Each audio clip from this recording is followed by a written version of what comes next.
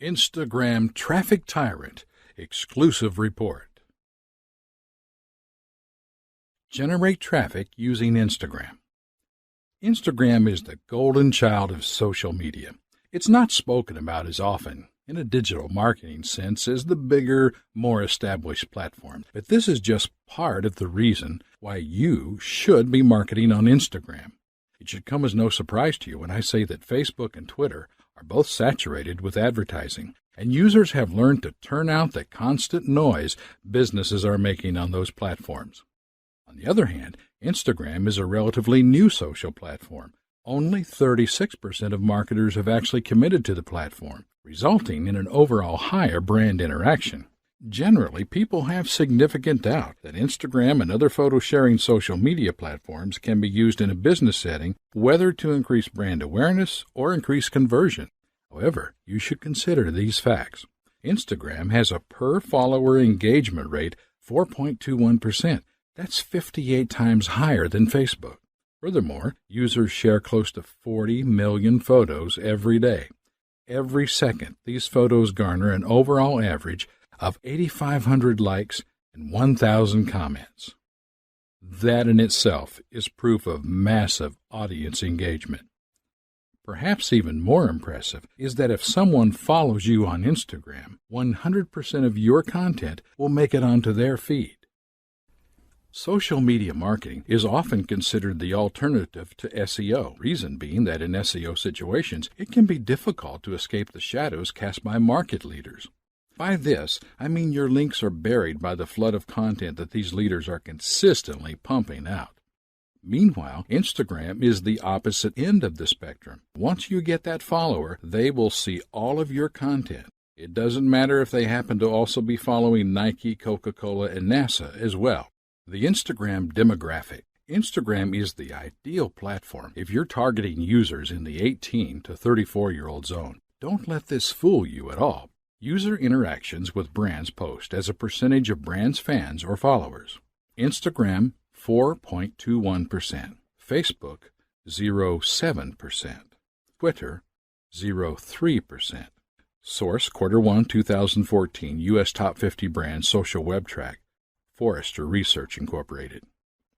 Expanding on that, 68% of its users are female, and more users are reported to live in cities rather than rural areas. Have you ever wondered why Instagram is so popular in the fashion industry? Well, if you're selling younger women's clothing, you should already be on the platform. There are millions of users, and it's more than possible to market to other demographics on the platform. Always keep in mind who's using the platform when marketing on Instagram, and you can properly target your audience. The secrets of a successful post. Now that you understand a bit how you can use Facebook to market your brand or really anything, it's time to look at some of the most common Facebook posting mistakes that marketers make. One of the fundamentals of digital marketing is that you give away free content so that, in turn, your audience will see your online presence as valuable. On Instagram, you have to view your post as your content. That's what you have to work with. This post perfectly targets Instagram's demographic. Look at how it's been structured and try to decipher why it works. What I'm attempting to draw to your attention is that nothing is actually being sold. This post is a photo of a well-dressed model. Maybe the audience comes along and likes what she's wearing, and they think it's something they would like to wear. The audience then considers this quality content, so they comment, like, or follow. If you read the text, the audience is being asked to click a link and go to a blog. A lot of them are even tagging their friends, which creates a viral reach effect for traffic. Great post. Like I said before, it isn't selling a thing. Social media marketing is all about being social, and it's important that you measure the success of a post by the overall audience engagement. If you make content people are talking about, it will end up being shared around and as a result draw in a larger audience. From there, you can direct them down your marketing funnel, get them on your list, or do anything else you'd like. How is this engagement measured? Starting off, we need to set objectives or goals, actions that we would like to see people taking after seeing our content.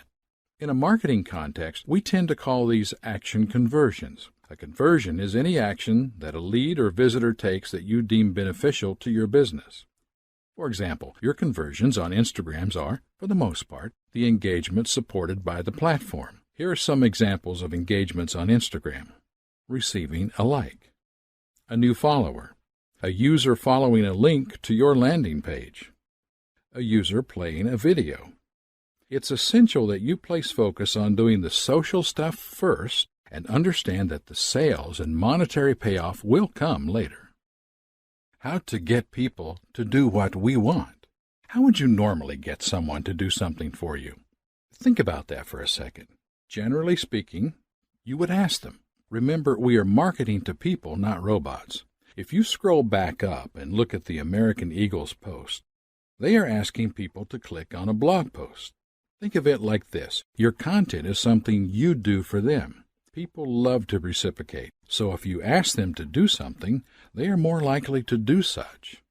Asking your audience to do something is commonly known as call to action, and you should have a call to action for all of your marketing efforts when applicable. Your call to action should be easy for the audience to act upon. I will touch on this in greater detail shortly, but for now, you need to remember that the vast majority of Instagram users are on their phones. You need to keep things really simple. If you ask people to go to your blog, there needs to be a link. And when they arrive, your blog needs to be easy to navigate. This means it should be mobile-friendly to increase conversions. How to get your Instagram generating traffic. How would you normally get someone to do something for you? Social media marketing is truly a content game. At the end of the day, if you're taking bad photos with no context, then no one is going to pay any attention to your efforts. What I would recommend is that you take a long, hard look at the biggest players on Instagram and see what they're doing. Look at popular posts as well from accounts that you happen to follow. For example, Nike, National Geographic, the NBA. Study the marketing efforts of these companies. Nike uses a lot of video to further engage their audience, and National Geographic takes amazing photos. The NBA has the star factor of every NBA player to focus a lens on. So, what do all of these businesses have in common? They do what they do, and they do it well. They focus on what their demographic would enjoy and interact with. Nike does not take amazing photos like National Geographic, and National Geographic doesn't have hundreds of athletes to film. There is no one recipe for success. Find what you do well and do it the best you can. Ideas for content you can post include photos of your product, photos of people enjoying your product, quotes, infographics, and yes, even selfies. I recommend that you read this guide linked here if you're struggling for content ideas. As a general rule of thumb, most businesses start by posting photos of their product being enjoyed in some way. That is fine, but you want to move past doing just that if you want to further your audience engagement. Can you tell your business's story with photos? If, say, you own a tech company and you find yourself at an exhibition, by all means, bring a camera and document it for your audience so that they feel included. Make them feel like they're benefiting from the content of your post. Another tried and tested way to kick off an Instagram account is with a competition of some sort. This works really well if you have an audience built up on another social media platform, which you can then use to cross-promote. It's actually a very common tactic in the fashion industry. I'm sure you've seen a post along the lines of, post a photo wearing our clothes and enter into the running to win X, Y, and Z. These kinds of posts end up driving tons of traffic and even going viral. Benefits. You can share thousands of photos of your products or anything. Your brand becomes a trending hashtag. You will get new followers regularly and expand your audience. The social confirmation of seeing hundreds of people in the clothes or using your products will increase sales and conversions. You position yourself as an authority because of all the content you now have. Promotional strategies for Instagram. In 2012, Facebook bought Instagram for a casual $1 billion. As a result, the two platforms are very well integrated. As such, you can post Instagram photos and videos directly to Facebook and vice versa. You should make it a point to have both platforms and use them to promote one another for optimal traffic and conversions. A lot of businesses just use Instagram as a kind of company portfolio in tandem with a Facebook account. Personally, I don't have much experience with this, so I can't speak to the effect if it works as well. You can be the judge of that yourself.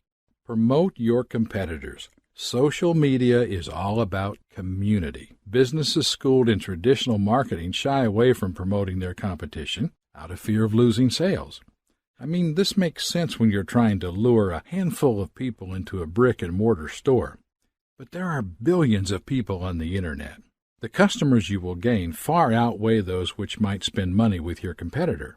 We're talking about an evergreen pool of ever-expanding leads that are all around the world on the Internet.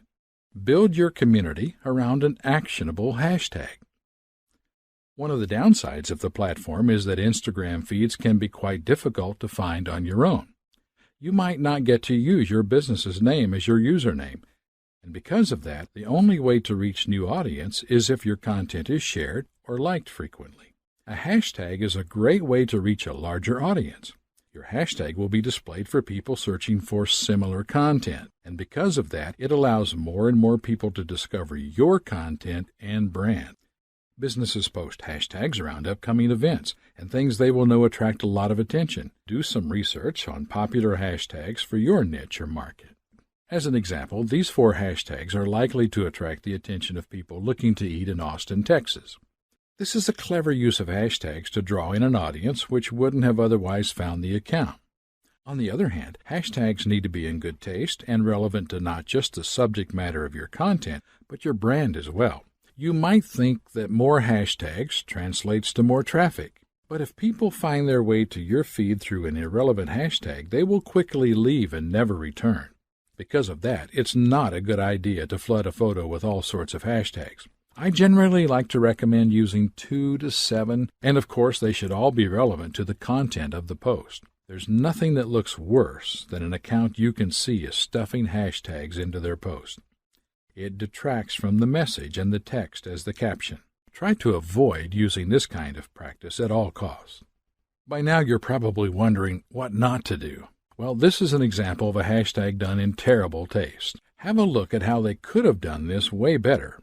Gap is a clothing store that spans all sorts of ages and styles of clothing. Had they offered to donate clothes to the people affected, this would have gone super viral for the right reasons. Instead, they used the opportunity to promote their own products for more sales. Social media reputation management. I thought that I would include this because your social media reputation can make or break your business in a lot of ways. Truthfully, the power is with the consumer in this social media age. There are so many channels through which they can voice negativity about your brand, and bad reviews run the potential to cost you, your reputation, your audience, and in turn, your sales. When you're social media marketing, there are bound to be mistakes that happen. For instance, you might be tired and stressed, and you post something without thinking it through.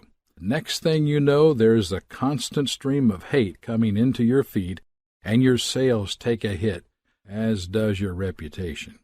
What do you do at this point? Apologize? Oh, and apologize.